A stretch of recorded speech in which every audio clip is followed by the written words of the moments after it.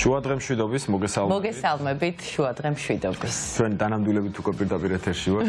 სანამ ჩვენ დავბრუნდებოდ პირდაპირ ეთერში გადიოდა ჩვენი გადაცემის ძველი ჩანაწერები. მინდა კიდევ ერთხელ მივესალმო ჩვენს მაყურებელს. დღეს არის პროტესტის 57-ე დღე. ბევრი რამ გავიარეთ ამ 57 დღის განმავლობაში. ბევრ წარმატებასაც მივახციეთ, ეს მინდა ხაზგასმით ვთქვათ, იმიტომ რომ პროტესტი რო ასეთი ხანგრძლივი არის და ასეთი ერთი მიზნის გარშემო არის გაერთიანებული, ზუსტად მეტყველებს იმაზე, რომ ქართული საზოგადოება შეთანხმდა მთავარზე, ამ შემთხვევაში იმაზე, რომ ამ ქვეყანაში უნდა მოხდეს ჩატარდეს თავისუფალი არჩევნები და ყველა ის რეჟიმის ტყვე, რომელიც ახლა იმყოფება საფუძვლში და სამწუხაროდ ეს რიცხვი იზრდება, გუშინაც ვნახეთ დაკავებები, უნდა გათავისუფლდეს უპირობოდ და ეს არის ის ორი მთავარი მოთხოვნა, რაზეც ყველა გაერთიანდა და ყველა შეთანხმდა, მიუხედავად იმისა, რომ შეიძლება რაღაც კონკრეტულ მიმართულებებზე რაღაც ასთა სხვადასხვაობები არსებობდეს და ის რომ პროტესტი ამდენ ხანს გრძელდება და მე ვიტყოდი რომ საქართველოს ისტორიაში უპრეცედენტოდ გრძელვადიანი პროტესტის მომსწრეები ვართ და პრივილეგია არის ამ პროცესის მონაწილეობა და ამ პროცესში ჩართულობა მეტყველებს იმაზე რომ არაფერი უკან დასახევი ჩვენ აღარ დაგვრჩა გარდა იმისა რომ მივიდეთ იმ მიზნამდე რომელიც ყველამ ერთად დავისახეთ. ხო, ორი კვირა გავიდა ფაქტიურად, რაც ჩვენ არ ყოფილვართ ეთერში და ამ ორი კვირის განმავლობაში საკმაოდ ბევრი რამ მოხდა. რაღაცნაირად რთულ პერიოდში მოგვიწია ყოფნა, ახალი სეზონი დაიწყო შენი შუადღის და მე მინდა ჩვენს მაყურებელს ვუთხრა, რომ ჩვენ მაქსიმალურად შევეცდებით, რომ რაღაცნაირად მოგიყვეთ, გავაშუქოთ ჩვენს ქვეყანაში მიმდინარე პროცესები, ვესაუბროთ ძალიან ბევრ ადამიანს და ყველაზე მნიშვნელოვანი რაც არის ალბათ უნდა გავიაზროთ ის რა არის ყველაზე მთავარი, როგორ უნდა ვიყოთ ჩვენ და როგორ უნდა მოვახერხოთ, რომ რაღაცნაირად შევინარჩუნოთ სიმტკიცე, გამძლეობა და გავაცნობიეროთ ის, რომ ჩვენ საკმაოდ ხანგრძლივ ბრძოლაში ვიმყოფებით. ეს ბრძოლა არის რთული, მაგრამ ეს ის პროცესია, რომელიც გასავლელი იყო და სულ ვფიქრობ ხოლმე ამაზე, რომ ცოტა სხვანაირად რო წასულიყო ჩვენს ქვეყანაში მოვლენები და ბევრად უფრო კარგი ხელისუფლება ყოლო და ბევრად უფრო კარგ მდგომარეობაში ვიქნებოდი დღეს, თუმცა ამ წარსულზე ლაპარაკსაც უკვე ვფიქრობ, რომ აზრი არ აქვს, იმიტომ რომ მოცემულობა ასეთია, ჩვენ ასეთი მოცემულობა გვაქვს და არ გვაქვს უფლება დავნებდეთ, შევეგუოთ ამ რეჟიმს და ეს ბრძოლა უნდა გაგრძელდეს. ბრძოლა უნდა გაგრძელდეს მშვიდობიანად, დემოკრატიულად, როგორც ეს ხდება. განსაკუთრებით შეგვიძლია ვთქვათ, რომ უფლება იმიტომ არ გვაქვს, რომ ადამიანები, რომლებიც ახლა იმყოფებიან საფუძვლში, აქვთ ყველაზე მეტად ჩვენი იმედი, ვინც ახლა გარეთ ვართ და ვაგრძელებთ ბრძოლას, იმიტომ რომ ისინი აღმოჩნდნენ იმ ვერ დავარქვა მაგას, იმიტომ რომ რეჟიმის შერჩევითათაც აკავებს ამ ადამიანებს და შეიძლება უბრალოდ ხელში მოხვდე, მაგრამ ისინი ყველაზე გაბედულები და ყველაზე მამაცები აღმოჩნდნენ ჩვენ შორის, რომლებიც სისტემას დაუპირისპირდნენ და ზუსტად მაგიტომაც იმყოფებიან გისოსებს მიღმა და იმ ადამიანებს ყველაზე მეტად აქვს ჩვენი იმედი, იმათი ვინც ახლა გარეთ იმყოფებით და ვაგრძელებთ ამ ბრძოლას. და რაღაცნაირად რომ შევხედოთ, როგორ ვითარდება მოვლენები, აი რომ გავიხსენოთ ის სასამართლოს დღეები, ვთქვათ, როგორი მძიმე იყო, არა სანახავად ეს ყველაფერი, იმიტომ რომ აბსოლუტურად უკანონოდ, უმიზეზოდ დაკავებული ადამიანები, რომლებიც მართლები არიან, როგორ იქცევიან მოსამართლეები და როგორი არის აი მათი დამოკიდებულება და ცინიზმი. იცით, აი რაღაცნაირად სულ ვფიქრობ, რომ სპეციალურად აკეთებენ თითქოს ამას, რომ დამცინავი იყოს ეს ყველაფერი და შეურაცხყოფელი იყოს. აი არ დამავიწყდება ის ადამიანები, რომლებიც გისოსებს მიღმას ხედან, როგორი სახეები ქონდათ სასამართლოზე და მათი ახლობლები, მათი მეგობრები, რომლებიც სასამართლოს ეზოში იყვნენ. აი მათი სასოწარკვეთილი სახეები და შემდგომ უკვე აი როგორი იყო პოლიციის, ასე ვთქვათ, რაღაცნაირი ირონიული ღიმილი. რა თქმა უნდა, ყველა პოლიციელს არ ეხება ეს, მაგრამ თვალში საცემია ნამდვილად, როდესაც შენ ესეთი გამწარებული ხარ, შენ როდესაც ესე გტკივა და ასეთი ცინიზმით გიყურებენ. გუშინდელი დღეც მოსამართლეების, რომლებმაც გადაწყვიტეს, რომ ნადიმი მოეწყოთ. აი ამ ყველაფრის ფონზე შეიკრიბნენ ადამიანების რაღაცა ჯგუფი და აი ესე გადაწყვიტეს, რომ ქალაქის ერთ-ერთ, ვთქვათ, ადგილას რესტორანში შესულიყვნენ და მათ ნადიმი გაემართათ. ესეც თითქოს რაღაცნაირად აი სპეციალურად გაკეთებული არის, რომ რაღაცნაირად გააღიზიანონ ადამიანები. მაშინ, როდესაც ეკონომიური მდგომარეობა ჩვენს ქვეყანაში ძალიან რთულია და ჩვენი მოქალაქეების ხელფასებით საოცრად დაბალია, რას აკეთებს ამ დროს, ხო? ეს არალეგიტიმური ხელისუფლება იორმაგებს ხელფასებს და ესეც ცინიზმი არის. ესენი ცდილობენ რაღაცნაირად საზოგადოება იმ მდგომარეობაში ჩააყენონ, რომ მათ უსუსურად იგრძნონ თავი და თითქოს რაღაცნაირად მორჩილებაში მოვიდნენ, რომელიც ნამდვილად არ გამოვა, იმიტომ რომ ყოველი მათი ასეთი ქმედება ხალხში იწვევს ჯანსაღ ბრას, რომელიც შემდგომ უკვე აი ამ პროტესტის და შეუგუებლობის, ასე ვთქვათ, ფორმაში გადაიზრდება და ეს ასეც მოხდება დღეს.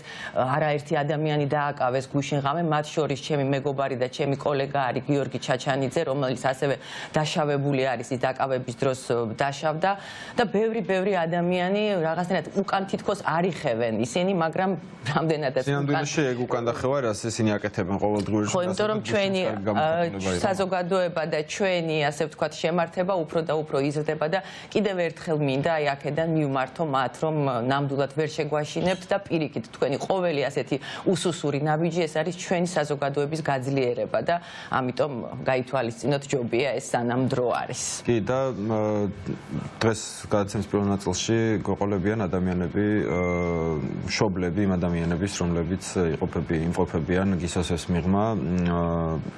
ნარგის დავითაძე და ზურაბ ცეცხლაძე არიან ჩვენი სტუმრები, რომლებიც არიან ზვიად ცეცხლაძის მშობლები. მოგესალმებით, ძალიან დიდი მადლობა სტუმრობისთვის. მოგესალმებით. მე ვიცი რომ დღეს ეთერის შემდგომ თქვენ მიდიხართ ზვიადის სანახავად და არც თუ ისე ხშირად ხდება ეს და ძალიან გამაღელვებელი დღე არის.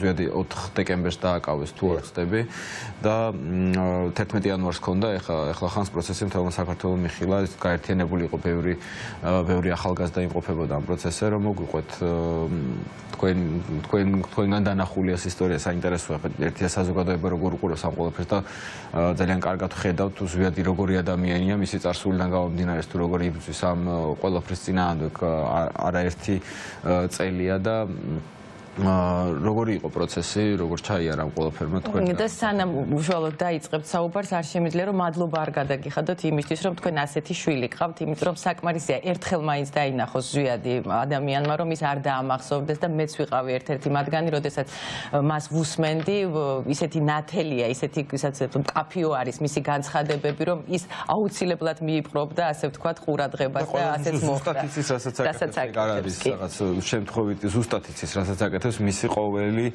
წინადადებიდან და პათოსიდან იკითხება ის, რომ ის ზუსტად რაღაც თანელვიჟენს ეძახიან, რომ აი ყველაფერი ეს იცოდა, რომ მოხდებოდა რაღაც დროს, მაგრამ ზუსტად იცოდა, რასაც აკეთებდა და ამისთვის მზად იყო. იცოდა ნამდვილად.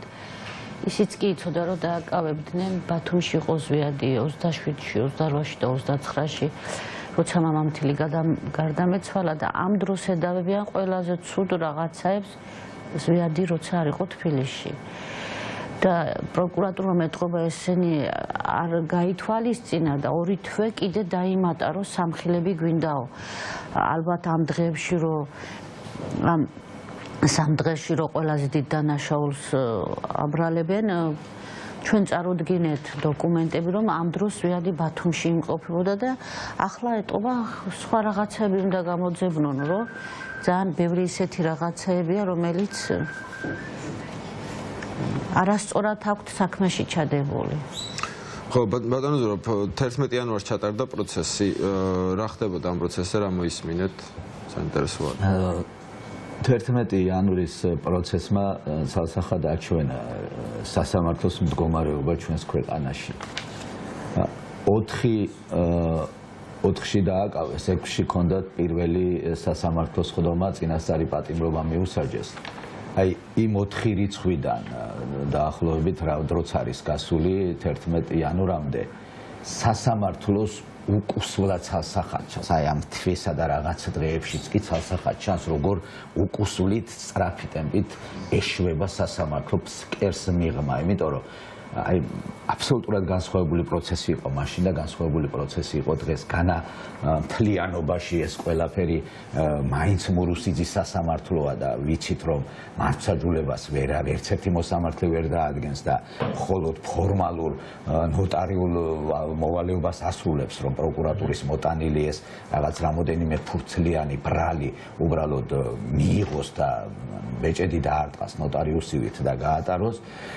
ჩვენ 11-ში მივიღეთ აბსოლუტურად უსუსური და აბსოლუტურად უუფლებო სასამართლო და მოსამართლე რა.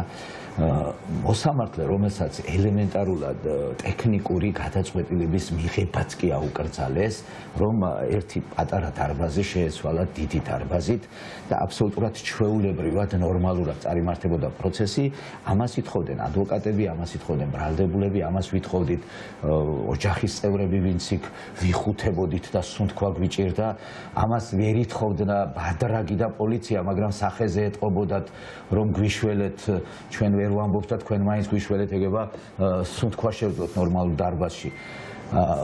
რაღაც ფორმით მოსამართლეც კი შემეცოდა, მაგრამ საწოდაები იცი რატო არ არიან? აი თვითონ უშორებიან ამ ყველაფერს საკუთარ თავს. არ შეიძლება ღირსების ბოლო წერტილი და გამოვლინებაც დაკარგო ადამიანმა და მიიღო ისეთი გადაწყვეტილება და მიიღო ეს გადაწყვეტილება მხოლოდ იმიტომ, რომ ვიღაცას ასიამოვნა. აი ეს 11-ის პროცესი იყო გაგრძელება იმ შოუსა და მასკარადის, რაც 10-ში იყო პროცესი. 10-ში ხო ვნახეთ დააკმაყოფილეს შუამდგომლობა ადვოკატების და დიდ დარბაზში გადავიდნენ. ეს იქ ზევიდან სისუსტეში და რაღაც უკანდახევაში ჩაუთვალეს. რეჟიმმა თქვა, რომ ჩვენ რა შუამდგომლობა დააყენეს და ვასრულებთ, არა, ბოლომდე უნდა ბოდიში და ჩავწიხლოთ ესენი, ბოლომდე უნდა გავსრისოთ. ასეთი გადაწყვეტილება იყო და კატეგორიულად დაავალეს და უთხრეს, რომ არც ერთ შემთხვევაში, რომც ამოიხჩონ იმ დარბაზში, გადაწყვეტილებას ვერ მიიღებ და უნდა ამოიხჩოთ თქვენც მოსამართლემაც, პოლიციამაც და ყველამაც. თქვენ წარმოიდგინეთ, ეს შუამდგომლობები ისეთი ინტენსიურად დგებოდა შიგადაშიგ, რომ აი სიტუაცია რო რთულდებოდა, დგებოდა კიდე შუამდგომლობა, რომ კიდე უფრო გაუსაძლისი ხდება, კიდე უფრო გაუსაძლისი ხდება. აი მოსამართლეს არაფერი არ ესმოდა. გამოაცხადა შემდგომ შესვენება 15 წუთიანი, ნუ ვიფიქრეთ ყველამ, რომ რაღაც სადღაც შეათანხმებდა, ეხლა თვითონ უვერღებულობდა ხო ხედავდით და აშკარად ვერ შეათანხმა, რომ უბრუნდა თქვა, რომ არა ვჩებით ამ დარბაზში. ყველაფერთან ერთად ეს არის ევროპული საერთაშორისო კონვენციების დარღვევა, უბრალოდ გაუსაძლის პირობებში ამუშავა ადვოკატები და გაუსაძლის პირობებში ადამიანის უფლებების მეტი შელახვა კი არაფერი არ არის, როცა ზიხარ და ვერ სუნთქავ იხრჩობი და გამოსავალი არ არის. მე ძალიან კარგი იქნება ასეთ პროცესებზე საელჩოს წარმომადგენლები და საერთაშორისო ორგანიზაციების წარმომადგენლები რომ იჯდნენ და აფასებდნენ ამ ყველაფერს, იმიტომ რომ რეალურად მართლა ირღვევა საერთაშორისო კონვენციები, ისეთი საშინელი პროცესები მიმდინარეობს და ისეთ სიტუაციაში აგდებს სასამართლო საკუთარ მოქალაქეებს. ხო და ბოლოს რა მივიღეთ, რომ გახდა ბრალდებული ძალიან ცუდად ერთ-ერთი მიმინოშვილი თუ არ ვწდები, უბრალოდ ეხვეწებოდა, რომ ადამიანი არ ხარო, ვერ ვსუნთქავ, ხდებიო, ვერ სასტრაფომაც თქვა, რომ ჟანგბადის უკმარისობის სწორედ აი რაზე მინდა აქცენტის გაკეთება, იცით, რომ აი ისე არიან შეშინებული, რომ ელემენტარულ ტყუილებზეც კი მიდიან, რომელიც შეიძლება 1 წუთის მერე გამოუვლინდეს. მოსამართლე ამბობდა, რომ აი მასეთი დასკვნაო არ დაუდიაო იმას ექიმს არ უთქვამს, რომ სუნთქვის ან ჟანგბადის უკმარისობის გამო, როცა მოთხოვეს ადვოკატებმა გვაჩვენე, წაგვაკითხო, ეწერა, რომ სუნთქვის გამო. ანუ 2 წუთის რომ მერე რომ უნდა გამოუვლინდეს, ამ ტყუილზეც კი მიდიან, ოღონდ რაღაცა გააკეთონ და ბოლოს რა მივიღეთ? პროტესტის ნიშნად ადვოკატებმა დატოვეს და დარჩენ მოსამართლე და პროკურორები. მე ისე რომ ეს ბავშვები, ეს ბრალდებულები ყველა გადაიყვანეს პენიტენციურ დაწესებულებაში, ჩვენ ვფიქრობდით პროცესი რო განახლებოდა, კიდე რამოდენიმე წუთით ვნახავდით ჩვენ შვილებს და შევედით დარბაზში, ამოშთა ცარიელი დარბაზი და ეს წაყვანილი ჩვენი შვილები. ძალიან გამაღიზიანებელი იყო ეს. მოიყვანეს ვიღაც ადვოკატები, სახაზინო ადვოკატები, აბსოლუტურად მოუმზადებელი, საქმე არ იციან, მინიმუმ 5 ტომი მაინც არის და ეხლა როგორ გინდა ნახევარ საათში და 1 საათში 5 ტომი შეისწავლო და საქმეზე კვალიფიციურად გამოხვიდე, ხო? ამის შანსი არ არის. აქედან გამომდინარე, მოითხოვა შუამდგომლობა დააყენა მოსულმა ადვოკატმა, მოითხოვა ვადა მომეცითო 1 საათი საქმის მასალებს გავეცნოთო. ჩვენი ადვოკატი დაინტერესდა და ეს შუამდგომლობა დაუკმაყოფილა მოსამართლემ წარმოგიდგენიათ და დაინტერესდა ჩვენი ადვოკატი და იკითხა ორდერებიო აქვთ ამათ და კიო და გვაჩვენეთ ერთი ორდერები და აღვიქვით რომ ორდერების წარმოდგენილი არა აქვს ორდერებს მოიტანებენ მე შუა მონაწილეობა მიაღებინა შუამდგომლობა დააკმაყოფილა დრომისა და ორდერი არ ქონდა ანუ აი აბსოლუტური ფსკერი რა არაფერს აღარ ერიდებიან ოღონდ რეჟიმის სურვილი შეასრულონ და შესაბამისად რაც ჭირთ ამ მოსამართლებს ახლა გუშინ ხო ვნახეთ ჩვენ გუშინ ხო ვნახეთ ის იყო 11-ის გამოძახილი იყო ხო რომ მოსამართლეები აი ასეთი დავალების შესრულებისთვის ღებულობენ ჯილდოებს და შემდგომ ხრეობენ ეს არ არის ეს არ იყო გუშინ არ იყო კორპორატიული იმიტომ არ იყო კორპორატიული რომ მხოლოდ ის ადამიანები იყვნენ დაპატიჟებული ვის რუსიძის ახლო ის არის ხუჭუა მაგალითად არ დაპატიჟეს ეს ცნობილი მოსამართლე რომელმაც ერთ-ერთ საკითხზე არჩევნების დროს მიიღო სწორი გადაწყვეტილება თუ კორპორატიული იყო ყველა უნდა დაეპატიჟებინათ ხო ანუ ეს იყო კლანის ღრეობა და ამავდროულად კიდე რამ გამაკვირვა ისევე როგორც მოძალადეები დააჯილდოვეს მაშინ ხალხს კომპენსირებას უკეთებენ იმით რომ აი ეს მოძალადეები რაღაც ფორმით დააჯილდოვონ წაახალისონ და ასე შემდეგ დამწარონ ხალხი ეს არის ამისთვის გუშინ კიდე რა დავინახე იცით ამ ყველაფერში რომ რაღაც პერიოდი როცა მართლა მოსამართლეებს პრობლემები ჰქონდათ შესვლის პირობითად პრობლემები განავინ მეეღობებოდა წინ უბრალოდ მონასახილით უწევდათ შესვლა ხო მაშინაც შეეძლოთ ეს პოლიცია ჩაეყენებინათ უბრალოდ და ჩვეულებრივად შეეყვანათ არაფერი არ გააკეთეს და აი გამოსვლის დროს რომ აი როცა უკვე ყველაფერი დასრულებული იყო და ადამიანების აღარ იყვნენ იმ განწყობაზე რომ პირობითად უკვე ყველამ თავისი მიიღო რაც იმათ იქ იყვნენ ჩვენ გარეთ და ჩვეულებრივად შესმა აი მაშინ გამოვიდა რაღაც განსაკუთრებულ დავალებათა დეპარტამენტი რაღაც აჟიოტაჟი შექმნეს რაღაცა ანუ იმის თქმა მინდა რომ ეს სიტუაციაც მიზან მიმართულად შეუქმნეს მათ მოსამართლეებს შეუქმნეს რომ კიდევ უფრო მეტად დამცირებული იყვნენ სადღაც მოღუნული შემძურალიყვნენ და სხვათა შორის იდგა რუსიძე და უყურებდა ვინ შევიდოდა ასე შემძურალი და ვინ არ შევიდოდა იყო რამოდენიმე მოსამართლე რომელმაც რატომღაც ღირსება უღირსა საქციელად ჩათვალა და გარეთ დარჩა და მთელი ეს პერიოდი გარეთ იდგა მომიტინგეებთან ერთად როგორც ასე სისტემა თავისიანებს ყველაზე მეტად ამცირებს და ჩაკრავს და საბოლოო ჯამში ყველაზე მეტად დაჩაგრული ის ხალხი გამოდის გამოვა რომელიც დღეს ეგრე მურჩილად ემურჩილება ამ სისტემას. აუცილებლად მინდა გითხოვო ხო, ქალბატონ ნარგიზას მინდა ვკითხო, ძალიან რთული არის თქვენი სიტუაცია და ყველა იმ ადამიანის სიტუაცია, იმ ადამიანების ახლობლების სიტუაცია, ვინც დღეს ასე ვთქვათ, უსუსური ბრალდებებით იმყოფებიან გისოსებს მიღმა. რა არის მაინც თქვენთვის ყველაზე რთული ამ სიტუაციაში და რა გაძლევთ იმის ძალას, რომ რაღაცნაირად ასე სწორად და ასე ომახიანად ასე ვთქვათ, გაიაროთ ეს მთელი პროცესი. ალბათ ერთ-ერთი უმნიშვნელოვანესი არის იმ საზოგადოების მხარდაჭერა, რომელიც მთელი ამ ხნის განმავლობაში იგრძნობა და არის თქვენს გვერდით. საზოგადოებისგან ძალიან დიდი მხარდაჭერა გვაქვს. ისე წერილებიც რომ მოგდის სამადლობელო არ დავნებდებით ქალბატონო, აი თქვენს გამო და თქვენი შვილების გამო ვინც არიან დაჭერილი. იმიტომ მოვდივართ აქ. გუშინ ერთი ქალბატონი მოვიდა, ჩემი დაქალებით წამოვედიო, ვუყურე იმ კადრებსო, როგორ გვაგდებდა პოლიცია და ხონე გამომეცალა ფეხებში და ვერ მივდივარ მეთქი ვეხვერძელი. ოთახიდან რო გამოგვიშვეს 15 წუთის შესვენება, გამოვედით და როგორ გვამცირებენ, აი პირდაპირ მოგვაწვენ და გვაგდებენ. 15 წუთის მერე უნდა მიუბრუნდეთ ხო დარბაზში. ხონე არ მაქვს ვერ დავდივარ მეთქი, იმიტომ უჰაერობის გამო ცუდად გავხდი. არ აინტერესებს, ცივი თვალებით გიყურებს და მეთქი აი გამაგდეთ, უკვე მოუწყდი და სკამი იყო ახლოს და დავჯექი. ამწეთ და გადამაგდეთ მეთქი რა. მერე ნახევარი საათის მერე რატომღაც შემოვუდი და მეუბნება ისევ ეს პოლიციელი რომ მეც მე ვუთხარ რომ შვილები არ ყავს, არ გეცოდებათ თქვენი შვილები ან ოჯახი არ ყავს, მეთქი ასე გვწირავთ.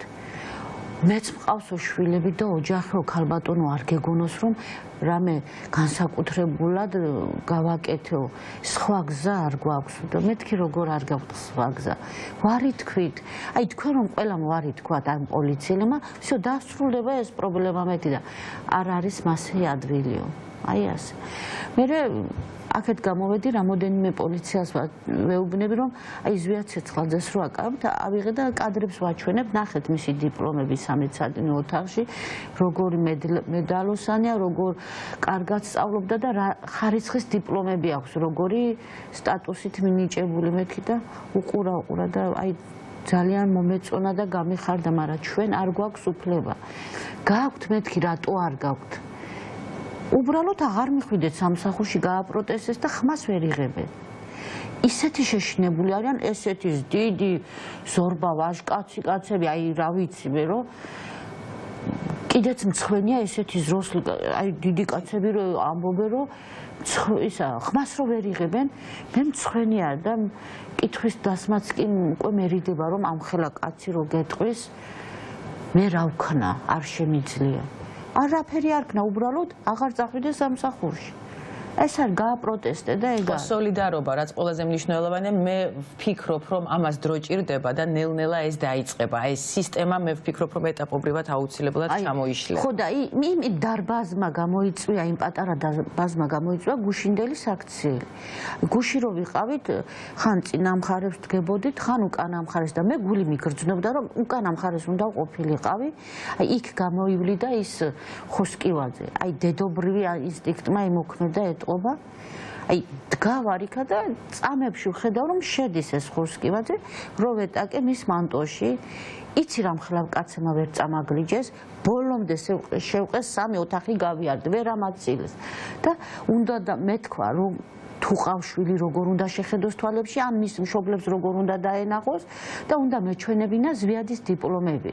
და მე მეუღლეს შეეშინდა რომ დაინახა თრევათრევით მივყვებოდი შემომყვა და მე პრობლემები რო არ შექმნო და დაიწყეს რომ ეს კაცი დააპატიმრეთ, ეს კაცი დააპატიმრეთ, მე მოვბრუნდით უკან. არის ეს კადრები სხვათა შორის.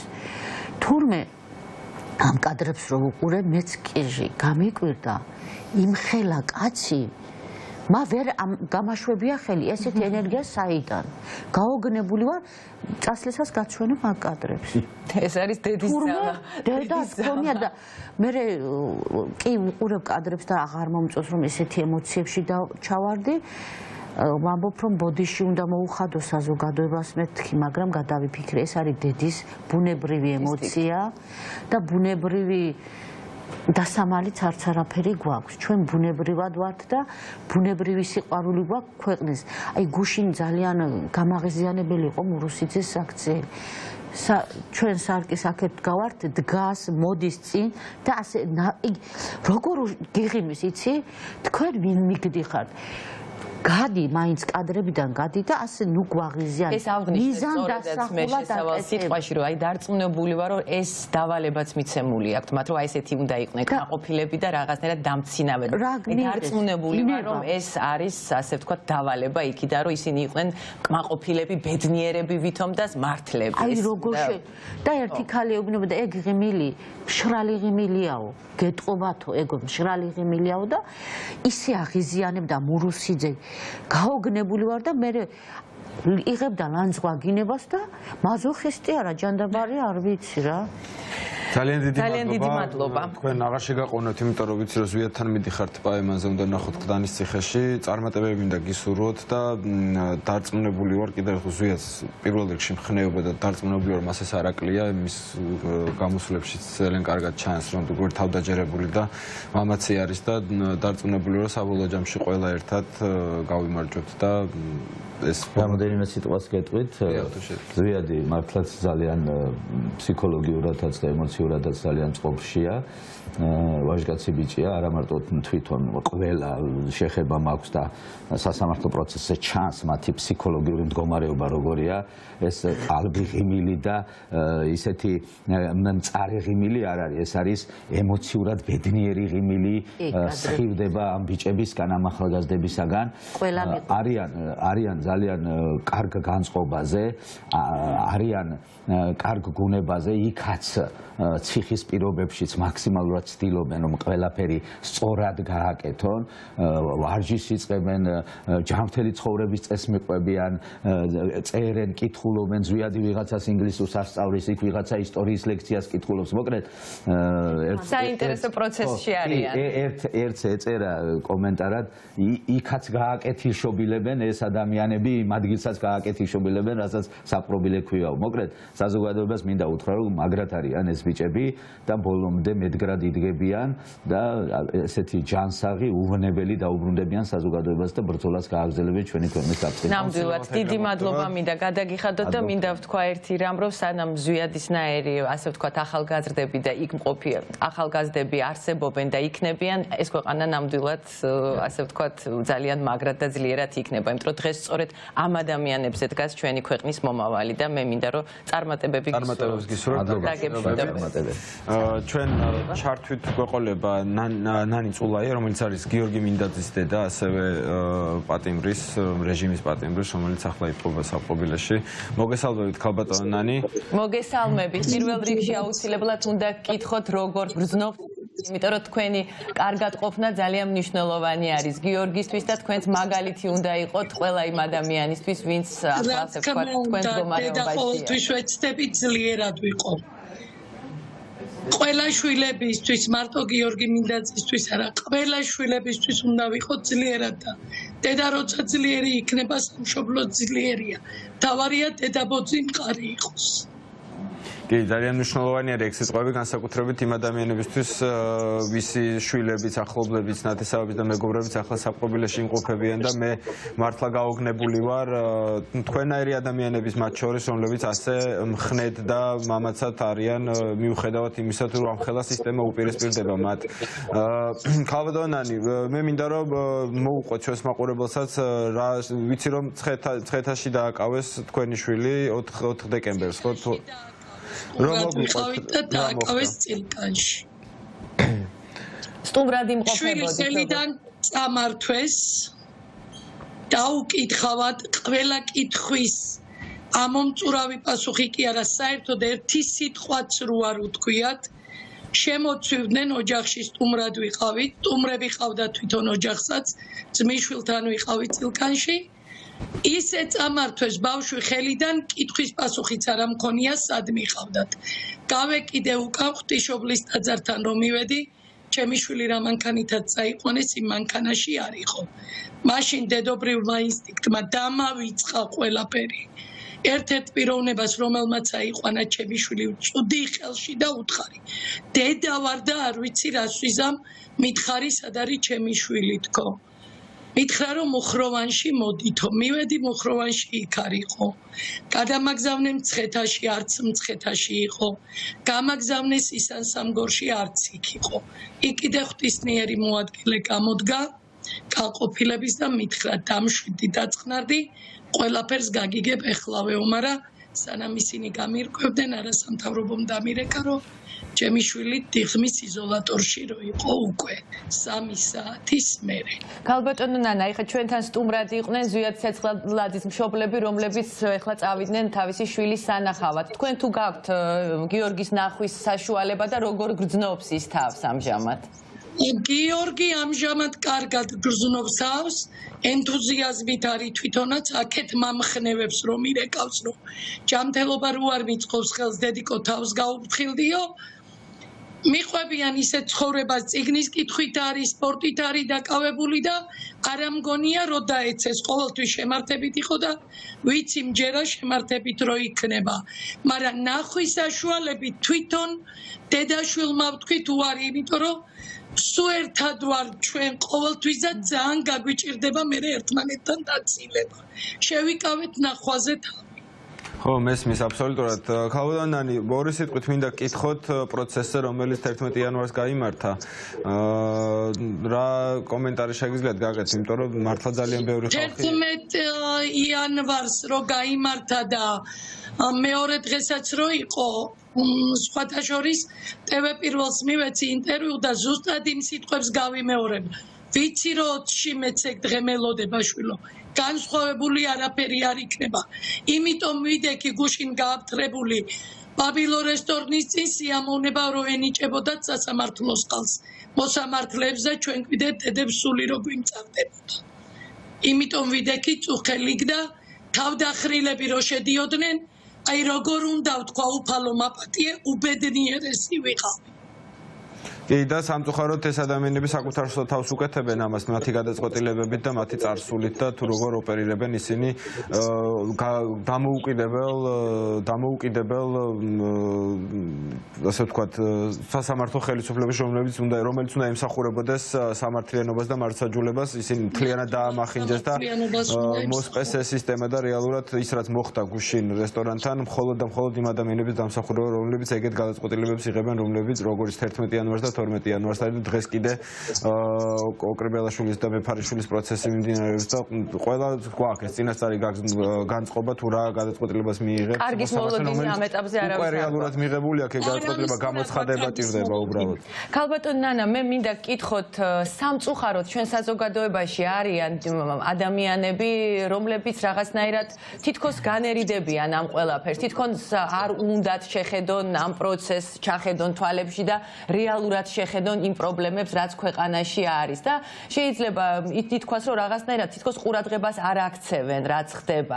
რას ეტყოდით ასეთ ადამიანებს? რას ეტყოდით ასეთ ადამიანებს, იმიტომ რომ მე ვფიქრობ, რომ ჩვენ აი ამ საზოგადოებას რაღაცნაირად უნდა დაველაპარაკოთ. აი პატიმრების მშობლები უნდა დაელაპარაკონ ამ საზოგადოებას, იმიტომ რომ ეს საზოგადოება ჩვენი ნაწილია და მე მაქვს ამის დიდი სურვილი, რომ რაღაცნაირად ჩავხედოთ მათ თვალებში და ვუთხრათ ის, რომ არ შეიძლება ეხლა ამ ყველაფერზე თვალები დახუჭო და გაჩუმდე, იმიტომ რომ ეს არასწორია და აუცილებლად მე არ მინდა რომ დავუშვა, მაგრამ შეიძლება მოვიდეს ის დრო, როდესაც ყველას შეეხება ეს. ეგ უფრო უკეთესი პროცესი იქნება ყველასთვის. დღეს ჩვენ ვართ ამ მდგომარეობაში, მაგრამ მარტო ჩვენ კი არა ვართ, მთელი საქართველოა. ჩვენი შვილები ყველა შვილებია. დღეს მე მიჭირს, მაგრამ ხვალ შეიძლება სხვას გაუჭირდეს. დღეს შეიძლება ჩემი შვილი გამოვიდეს, მაგრამ ხვალ მე ყველა შვილის გამო იქ უნდა დავდგე და საქართველოსთვის. თუ პატრიოტები ვართ, თუ გვიყვართ ჩვენი სამშობლო, ევროპისკენ, მომავლისკენ უნდა ვიფიქროთ და წინსვლა უნდა ვქონდეს.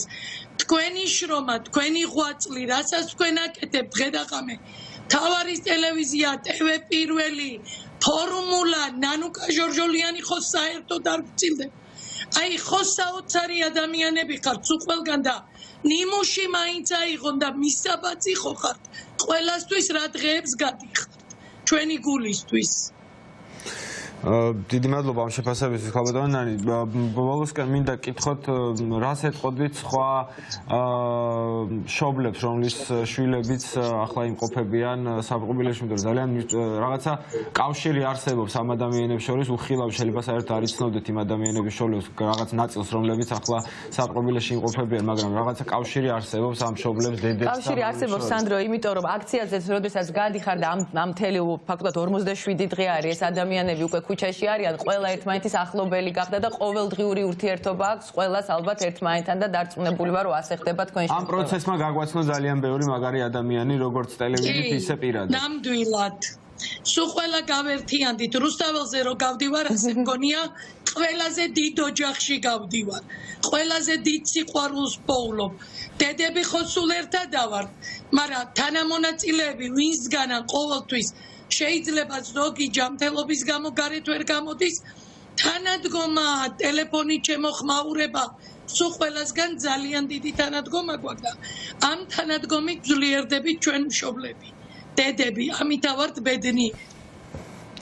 და ყველას მოუწოდებ მოუხმონ კეთილგანწყობას, კეთილგულის ბრძანებას, ნურაფრის ნუ შეეშინდება და ერთიანად რო დავდგებით ხელჩაკიდებული, უფრო მეტი წინსვლა გვექნება და უფრო მეტი ბედნიერება.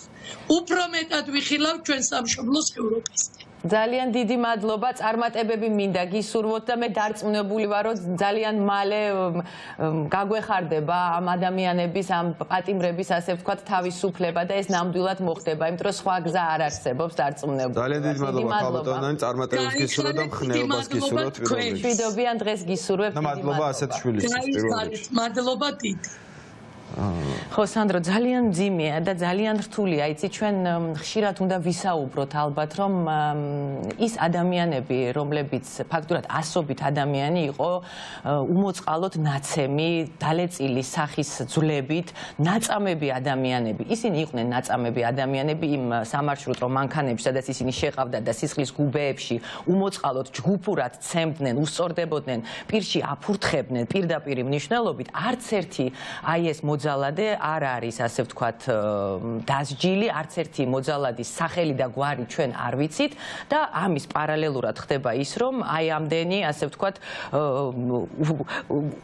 აბსოლუტურად ჯანსაღი თავისუფლებისთვის მებრძოლი ადამიანები აღმოჩნდნენ გისოსებს მიიღო. მე რაც მომწონს არის ის, რომ საზოგადოება რაღაც ესე უსიტყვოდ შეთანხმდა ერთ რამეზე, რომ არავინ თავისუფალი არ არის, მაგრამ ერთი პატიმარი მაინც ახლა იმყოფება საპყრობილეში პოლიტიკური ნიშნით. და კიდევ ერთი რაღაც არის ძალიან მნიშვნელოვანი, რაც ამ ბოლო პერიოდში აღმოვაჩინე, რომ მე ყოველ შემთხვევაში მრჩება ასეთი შთაბეჭდილება, რომ არალეგიტიმურ ხელისუფლებას სურს და ელოდება, როდის დაიწყება რყევა საზოგადოებაში. როდის დაიწყება რყევა სისტემებში და იმის მაგივრად რომ აი ეს რყევა მიიღონ მათ პირიქით ისინი იღებენ უფრო და უფრო დიდ ერთობას საზოგადოების და დარწმუნებული ვარ რომ ასეც იქნება ბოლომდე. ჩვენ ახლა მარიზი კობახიძე ყავს ჩართეთ, რომელიც არის თორნიკე გოშაძის დედა. მოგესალმებით. ალბათონო მარის. მოგესალმებით. მადლობა ჩართვისთვის. როგორ ბრძანდებით ჩვენ ყველას ვეკითხებით როგორ ხართ, იმიტომ რომ ძალიან მნიშვნელოვანია ჩვენ ცეცხლის შობლები ყავდა სტუმრით. მხნეთ ვარ, მადლობა თქვენ ყურადღებისათვის, ძალიან ხართ ჩვენთან ერთად ჩართული და იმედს გვაძლევთ, რომ ვიბრძოლოთ და აუცილებლად ვიბრძოლებთ. ძალიან დიდი მადლობა. ქალბატონო მარის, თუ გაქვთ თორნიკესთან შეხვედრის შესაძლებლობა, ახლა ზვიად ცეცხლის შობლები მიემართებოდნენ საპყრობილეში ზვიადის სანახავად. თქვენ თუ გქონდათ შესაძლებლობა რომ გენახათ თორნიკე და როგორ განწყობაზეა, როგორ გზნობს თავს და ასე შემდეგ. სხვათა შორის მანამდე არ ვიცოდით და მე როცა შევხვდი, მეც მშვიდად წამოვედი და თვითონაც ძალიან დამშვიდებულია, მზად არის ყველაფრისთვის. სასჯელისთვისაც კი მზად არის, იმიტომ რომ არ იცის რას იზამს ნახეს უსამართლობა, არასოდეს არ უნახია თორნიკეს ეს უსამართლობა და პირველად ნახა წააწყდა ამ უსამართლობას, იცის რომ არ არის დამნაშავე, არაფერი დაუშავებია, მაგრამ არ იცის რა იქნება განაჩენი. და რაც არ უნდა იყოს, მითხრა რომ მე მზად ვარ დედა ყველაფრისათვის. შენ ოღონდ არ ინერვიულო და მეც იგივე უთხარი რომ მე არ ვინერვიულებ, ვიქნები 100-ჯერ უფრო ძლიერი, ვიდრე თვითონ, როცა თვითონ არ ინერვიულებს ამას. მე ქალბატონ ნანისაც, გიორგის დედასაც დავუსვიე შეკითხვა და თქვენც მინდა კითხოთ, იმიტომ რომ ვფიქრობ, რომ ძალიან მნიშვნელოვანი არის თქვენგან, აი სწორედ ასე ვთქვათ, უკანონო პატიმრების მშობლებისაგან, ასე ვთქვათ, მოისმინოს ჩვენმა საზოგადოებამ თქვენი აზრი. როგორ მიმართავთ და რას ეტყოდით იმ ადამიანებს, რომლებიც სამწუხაროდ ჯერ ვერ აღიქვამენ სწორად ქვეყანაში განვითარებულ მოვლენებს და რაღაცნაირად თითქოს არ უნდა დაინახონ ის, რაც ხდება. ასეთი ადამიანები არიან და ისინი ჩვენი საზოგადოების ნაწილი არიან და მნიშვნელოვანია თქვენ რას ეტყოდით ასეთ ადამიანებს. ბრმები არა ვართ პირველ რიგში და ვხედავთ ყველაფერს და გვაქვს იმდენი განვითარება და იმდენი განათლება, რომ მივხვდეთ რაც ხდება ქვეყანაში. მე არც ერთი მთავრობის დროს ხმა არის მის მეტროსადგურში იმყოფება ქალბატონი მარიზი, როგორც ჩანს და ცუდად ისმის ხმა. არც ერთი მთავრობის დროს მე არა ვარ პატარა, მე მოვყვები ბრძოლას ზვიადგამსახურდიას დროიდან და მე ესეთი რამე არსად არ მინახია არასოდეს. არც ერთი მთავრობის დროს, რაც ეხლა ხდება პოლიციასთან, რაც ეხლა ხდება სასამართლოში. რა ვიცი, ძალიან დიდი პროტესტი და უსამართლობის გრძნობა მიჩნდება მე პირადად. იცით რა მაინტერესებს, აი ალბათ გყავთ თქვენს გარშემო ნაცნობები, მეგობრები, რომლებიც დღეს სხვა პოზიციაზე არიან. ასეთები არსებობენ ჩვენ საზოგადოებაში. აი ესეთი ნაცნობები თუ გყავთ და რას გეუბნებიან ისინი დღეს აი ამ სიტუაციაში, საინტერესო. არ მგონია რომ ბედავდნენ რომ ქალბატონ მარის რამე მსგავსი უთხრენ. ვაიმე გეხვეწებით, აი სულ მოკლედ გამიმეორეთ კითხვა. ხო, მაიკო შენ. ბევრი ადამიანი თქვენს გარშემო, რომლებიც განსხვავებულ აზრზე არიან. ანუ ადამიანები, რომლებიც აი ამ პრობლემას სერიოზულად არ აღიქვამენ. თქვენს გარშემო ალბათ არიან, იმიტომ რომ ყველა ცხოვრებაში ყავს ასეთი ადამიანები გარშემო. დღეს თუ გძნობთ აი ამ პოზიციაზე მყოფი თქვენი ახლობელი ადამიანებისაგან თანაგრძნობას, თანადგომას და დღეს თუ დაფიქრდებიან ის ადამიანები, რომ შეიძლება შეიცვალონ აზრი და სხვანაირად იფიქრონ, იმიტომ რომ დღეს მე მგონი ამის დრო მოვიდა უკვე. კი, საკმაოდ ბევრი არიან, ბევრი ახლა რა ჩვენზე მეტი ყოველ შემთხვევაში აღარ არიან. არიან საკმაოდ ბევრი, ბევრმა ძალიან გულთან მიიტანა ჩემი მდგომარეობა, არ ვიცი ახლა ყოველ შემთხვევაში ბევრმა მომწერა საწინააღმდეგო პოზიციაზე მყოფმა და ბევრმა საერთოდ დუმილი არჩია, საერთოდ არც დაინტერესებულან და ამით წმუნდები რომ ისინი ალბათ ნიშის მოგებით, ხო იცით, შორიდან ღირსი ხარ.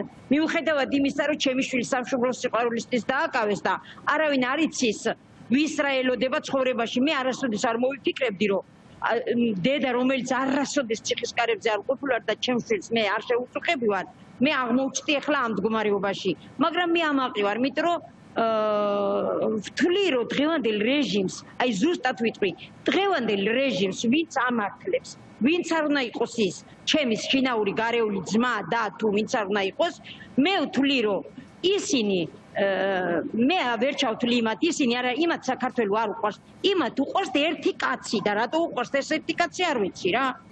იმიტომ ან ეშინიათ, არ ცხენიათ ვიღაცის, ან გულში სხვა რამეს ფიქრობენ და სხვა რამეს ლაპარაკობენ, ესეთიც ვიცი. გულში სხვა რამეს რო ფიქრობენ და სხვა რამეს რო ლაპარაკობენ და ჩემთვის უკვე მაგა ეგენი რას ფიქრობენ არ მაინტერესებს. იმდენი კარგი მეგობარი შევიძინე, იმდენი კარგი დედა, იმდენი კარგი დედმამიშვილი, იმდენი კარგი ადამიანები ქუჩაში, რომლებიც მაჩერებენ და მეხუტებიან, რომ მე გადაწყვეტილი მაქვს, რომ ის ხალხი საერთოდ ჩემი ცხოვრებიდანაც მოვიშორო და რა თქმა უნდა ტელეფონიდანაც. აღარ მაინტერესებს ისინი მაშინ, როცა ადამიანი შენ მდგომარეობას არ მიტანს გულთან. ამიტომ მადლობა თქვენ, მადლობა ყველას, მადლობა საზოგადოებას, მადლობა ყველა პატიმარს მივესალმები რა აქიდან რომ ხნეთებდნენ და ჩვენ დედები აუცილებლად მოვიგებთ ამ მომს. ჩვენ დედები მოვიგებთ ამ მომს, რა თქმა უნდა ჟურნალისტებთან ერთად, თქვენთან ერთად, იმიტომ რომ თქვენ ხართ ძალიან ობიექტურები და მე მადლობას გიხდით ამის გამო. ძალიან დიდი მადლობა ქალბატონო მარიის, თქვენი შემართება და გამბედაობა და ეს ემოციები რაც გაქვს ძალიან გადამდებია სინამდვილეში და ძალიან ბევრ ადამიანს ეხმარებით, მიუხედავად იმისა, შეიძლება საერთოდ არ ყავდეს არავის ამ პრობლემაში, მაგრამ რიგითი ადამიანისთვის, რომელიც ამ პროცესში ჩართულია, ძალიან გადამდებია თქვენი ეს ენერგეტიკა. 9 აპრილიდან მოდიხარ. უკვე შიში ზედმეტია. ამათმა რუსებმა 9 აპრილის ახალგაზრდები ვერ დააჩუქეს. ხო და ესენი ჩვენ ძველი თაობა ვართ. რომ გამოვლილი ძველი თაობა. ამიტომ მე იმედი მაქვს თქვენი ახალგაზრდების რომ ესეთი შემართებით იბრძვით და ჩვენ როგორც შეგვიძლია ისე დაგიდგებით გვერდში. ძალიან დიდი მადლობა წარმატებებს გისურვებთ. დიდი მადლობა. მადლობა თქვენ. ჩვენ ერთად ვივლით რუსთაველზე, თავისუფალ რუსთაველზე. დიდი მადლობა. მშვიდობიან დღეს გისურვებთ. მადლობთ. ხო, მე ძალიან მინდა, ჩემი უდიდესი სურვილი არის, რომ საზოგადოების იმ ნაწილში რაღაცა თანადგომა გამოიწვიოს ამ ყველაფერმა და ძალიან მინდა, რომ გამრავლდნენ ის ადამიანები, რომლებიც დღეს სწორ პოზიციაზე იქნებიან. ეს არის ჩვენი ერთ-ერთი უმნიშვნელოვანესი ამოცანა, მე ასე ეგ არის ამ 47 დღის ყველაზე დიდი მონაპოვარი სინამდვილეში, რომ ძალიან ბევრი ადამიანი გავიცანით პირველ რიგში თანამოაზრე და გამრავლდეთ, მართლა გამრავლდეთ, იმიტომ რომ არ არის ხოლმე საინტერესო ზოგადად ვინ მეტი ნაკლების მაგაზე ლაპარაკის, მაგრამ ძალიან ზედაპირზე დევს ყველაფერი, რომ ბევრად უფრო მეტი ადამიანი აპროტესტებს ამ ყველაფერს, ვიდრე ამას კონფორმისტულად სხვადასხვა მიზეზით, სხვადასხვა მოტივით ან დუმს, ან მხარს უჭერს ამას.